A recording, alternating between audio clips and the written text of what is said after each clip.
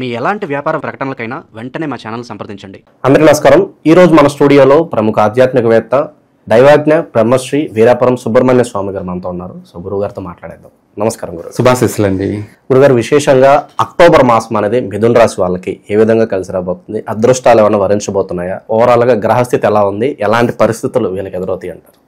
మంచి విషయం అడిగారు. ఈ ఆశ్వయుజ మాసంలో అక్టోబర్ నెల మిథున రాశి వాళ్ళకి చాలా ఆనందదాయకమైనటువంటి మాసమే. ప్రతి విషయంలో కూడా ఈ రాశి వాళ్ళకి కలిసి వచ్చే అంశాలు చక్కగా అధికంగా ఉన్నాయి. వీళ్ళకు కూడా ఈ మాసంలో గృహయోగం కలిగే అవకాశం ఉంది. అంటే చాలామంది అనుకుంటుంటారు ఏమని, ప్రతి రాశి వాళ్ళకి ఇలా గృహయోగం ఉంది అని చెప్తున్నారు. అంటే కొంతమందికి కలగని వాళ్ళు అంటూ ఉంటారు కదా, ఇలా చెప్తుంటారులే పేకు అని చెప్పేవాళ్ళు ఉంటారు. అయితే ఆ చూసుకున్న వాళ్ళకి వాళ్ళ వయసుని బట్టి వాళ్ళకి కలగలేదని చెప్పేసి అందరికీ కలగలేదంటే ఎట్లా? అందరికీ ఇప్పుడు 1,00,000 మంది ఉన్నారు. ఎవరు? మిథున రాశి వాళ్ళు. మామూలుగా చూసే వాళ్ళు ఏంటంటే కొంతమందికి కలగలేదు, వాస్తవమే చూస్తున్న వాళ్ళకి. అట్లనేసి 1,00,000 మందికి కలగలేదు అంటే ఎట్లా? ఎవరికి కలగాలనో వాళ్ళకి గృహయోగం కలుగుతూనే ఉంటుంది. అది కూడా మళ్ళీ రాశిలో కూడా జన్మకాల రీత్యా అనేది ఇంపార్టెంట్గా చూడాలి. చూడాలి అంటే బిడ్డ వచ్చిన వేళ గొడ్డొచ్చిన వేళ అన్నట్టుగా వాళ్ళు పుట్టిన సమయాన్ని బట్టి వాళ్ళు అదృష్టవంతులై ఉంటారు. వాళ్ళకు ప్రతిదీ కూడా కలిసి వస్తుంటుంది, స్థిరపడుతుంటారు. కొంతమంది ఏంటంటే కొంచెం కష్టపడి నిదానంగా సొంత ఇల్లు కొనుక్కోవడం కానీ స్థిరపడడం కానీ జరుగుతూ ఉంటుంది. కొంతమంది ఉంటారు అంటే దురదృష్టవంతులు. అదృష్టవంతుడు ఏది చేసినా కలిసే వస్తుంది. దాన్నే కదా రెండు విషయాలు, మంచి చెడు. అదృష్టవంతుడా దురదృష్టవంతుడా? దురదృష్టవంతుడు ఏంటంటే వాడు ఎంత ప్రయత్నం చేసినా కావన్నమాట. దానికి ఇంకా మనకు కొన్ని ఇవి ఉన్నాయన్నమాట, సామెతలు. అవి చెప్తే కూడా బాగోదేమో కానీ అటువంటి వాళ్ళు ఏది చేసినా కూడా కాక వాళ్ళే కామెంట్లు ఎక్కువ పెడుతూ ఉంటారు. కాలేదే అని అంటే మనం ఇంకా దానికన్నా ఇంకా గట్టి ప్రయత్నం చేయాలి. ఏం చేయాలి? వ్యక్తిగత జాతక పరిశీలన. ఇప్పుడు ఎవరికైనా తెలిసిన అవగాహనే, చెట్టు మీద పండు ఉంది, ఆ పండుని కొట్టాలి. ఒక రాయితో కొడతాడు, అది పడకపోతే మనిషి పడలేదని వదిలేయకూడదు, మళ్ళీ ఒక రాయి వేయాలి. ఒక రాయి, రెండవ రాయి కూడా పడలేదు, మూడో రాయితో కొడితే పడుతుంది. అంటే మనం వేసే 3 రాళ్ళల్లో ఏదో ఒక రాయి అనేది తగులుతుంది, పడుతుంది. ఆ పండుని మనం తింటాం. ఒక రాయి వేసి నాకు పడలేదు, నేను దురదృష్టవంతుడిని అనుకోకూడదు. మనము 1, 2, 3 ప్రయత్నాలు చేయాలి. 3 ప్రయత్నాలు కూడా కాకపోయినప్పుడు అప్పుడు మనము ఏదో ఉంది సంథింగ్ రా అంటే దురదృష్టవంతుడని అప్పుడు మనం నిర్ధారణ చేసుకోవాలి. మనము ఒక పని కాలేదని చెప్పేసి అనుకోకూడదు ఎప్పుడు కూడాను. అందరూ అదృష్టవంతులే, ఎవరేం దురదృష్టవంతులేం కాదు. కాకపోతే ఇందాక మనం అనుకున్నట్టు ఏదైనా సరే ఆకులో పెడతావా బోకులో పెడతావా అన్న సామెత కింద ప్రతిదీ వెంటనే అయిపోవాలంటే కుదరదు. అది అదృష్టవంతుడైన వాడికి వెంటనే అయిపోతుంది. కొంతమందికి ఆలస్యంగా జరుగుతుంది. ఇందాక మనం అన్నాం కదా దురదృష్టవంతుడని. తను కూడా అదృష్టవంతుడే, కాకపోతే ఈరోజు కావాల్సింది రేపు అవుతుంది, ఆలస్యం పడుతుంది. అంతలో మనిషి చింతించకూడదు. ఏమని, నాకు క్షణాల్లో అయిపోలేదే అని చెప్పేసి అనుకోకూడదు. ఏ దానికైనా కూడా టైం అంటూ ఒకటి ఉంటుంది. కొందరికి వెంటనే అవుతాయి, కొందరికి ఆలస్యంగా అవుతాయి, కొందరికి మరీ ఆలస్యంగానూ అవుతాయి. కాకపోతే అవడం అయితే ఖచ్చితంగా అవుతుంది. ఇలా ఈ రాశి వాళ్ళకి ఎప్పటి నుంచో ప్రయత్నం చేస్తున్న అటువంటి వాళ్ళకు కూడా ఈ మాసంలో సక్సెస్ అవుతారు.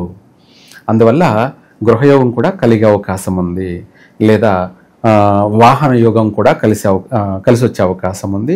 ఇదే కాకుండా ఏదైనా ట్రావెల్స్ బిజినెస్ చేసుకోవాలన్నా కూడా ఈ మిథున రాశి వాళ్ళు ప్రశాంతంగా కొనుక్కొని వ్యాపారం చేసుకోవచ్చు. ఆర్థిక పరంగా ఎలా ఉంటుంది? ఆర్థిక పరంగా కూడా ఏ పని చేసినా కూడా కలిసే వస్తుంది. నష్టం అయితే ఉండదు.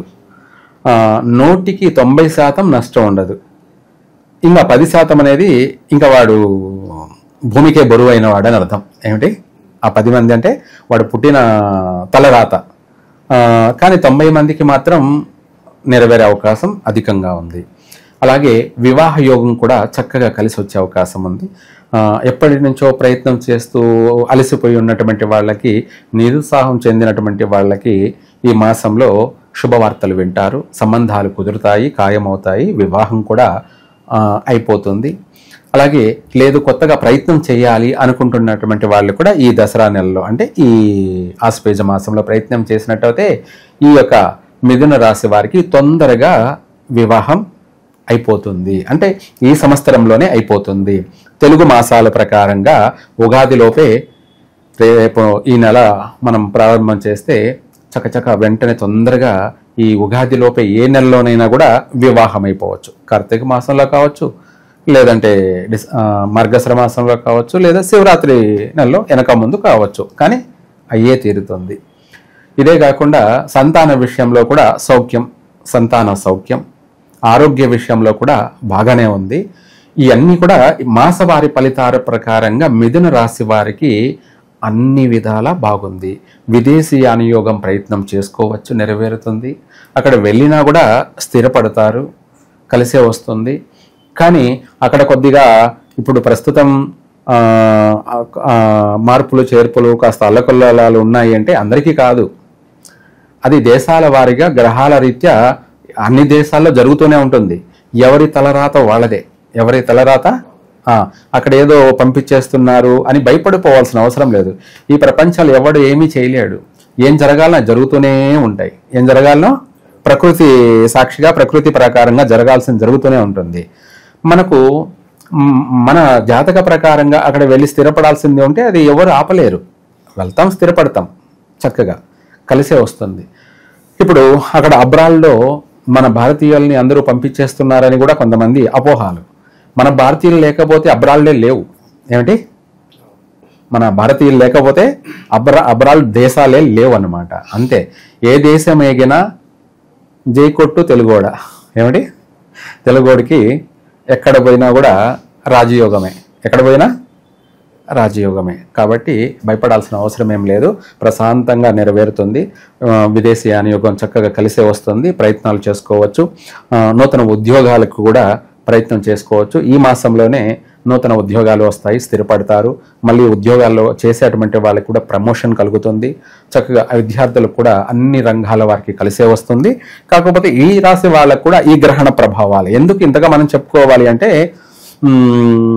నిన్న చంద్రగ్రహణం, రేపు సూర్యగ్రహణం, మళ్ళీ చంద్రగ్రహణం, అది కేతుగ్రస్త చంద్రగ్రహణం.